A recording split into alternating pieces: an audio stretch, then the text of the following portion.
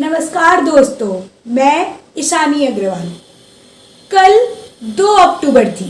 इस तारीख को हम जानते तो गांधी जयंती के नाम से हैं, पर कल ही के दिन 1904 में जन्म हुआ था एक और महान पुरुष का। नाम था लाल बहादुर शास्त्री।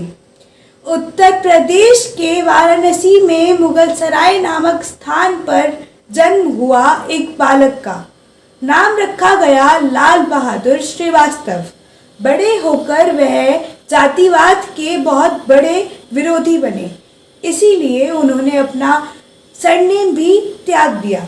शास्त्री की उपाधि उन्हें गांधी विद्यापीठ में स्कॉलर होने के कारण मिली। शास्त्री जी दहेज प्रथा के भी बहुत बड़े विरोधी थे, इसलिए जब उनका विवाह ललिता देवी जी से हुआ तब उन्होंने दहेज लेने से साफ इनकार कर दिया। पर फिर परिवार के दबाव में आकर उन्होंने एक चरखा और एक धोती कुर्ता दहेज में लिया। शास्त्री जी देश के रेल मंत्री और गृह मंत्री भी थे।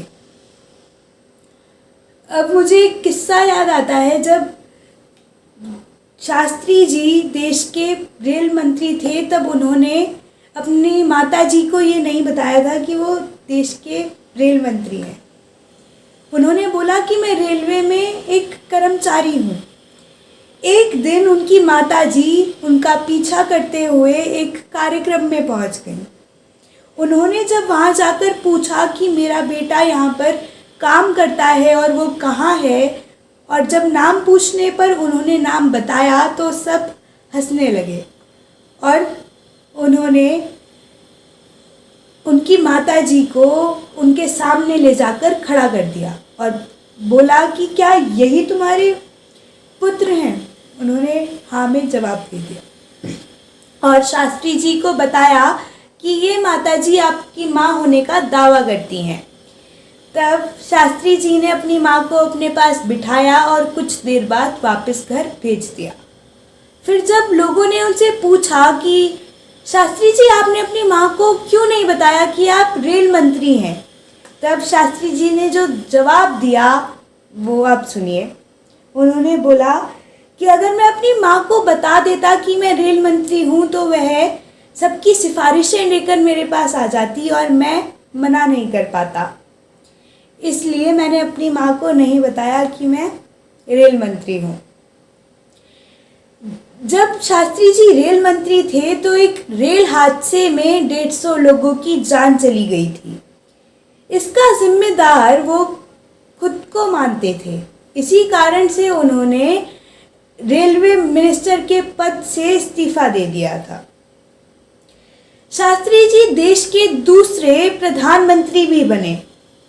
तो जब वह प्रधानमंत्री बने उसी दौरान इंडिया का पाकिस्तान से वॉर हुआ।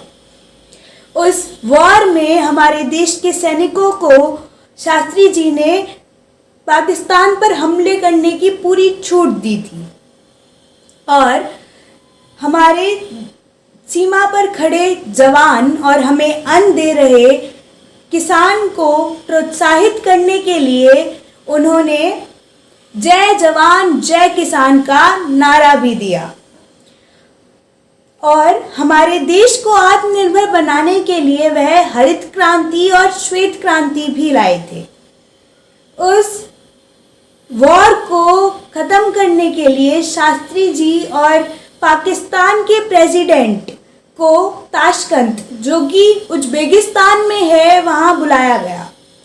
एक एग्रीमेंट पर उन्होंने साइन करे और उसी रात शास्त्री जी की मृत्यु हो गई। कुछ का कहना है कि वो मृत्यु हार्ट अटैक से हुई, क्योंकि शास्त्री जी को 2 बार पहले भी हार्ट अटैक आ चुका था। तो कुछ का मानना है कि ये एक हत्या है। इसका कारण तो हमें आज तक नहीं पता, पर Shastri ji simple living high thinking में विश्वास रखते थे। उन्होंने भारत का प्रधानमंत्री होने के बावजूद उनके पास एक भी गाड़ी नहीं थी। परिवार का बहुत दबाव देने पर उन्होंने एक गाड़ी खरीदी जिसकी कीमत 12,000 रुपये थी। उन्होंने 12,000 में से 7,000 अपने पास से दिए और 5,000 का बैंक से लोन लिया। और उनकी मृत्यु हो जाने के बाद उनकी वाइफ ने उनकी जो पेंशन आती थी उसमें से किस्तें कटवाईं, क्योंकि वह नहीं चाहते थे कि वह अपने पद का दुरुपयोग करें।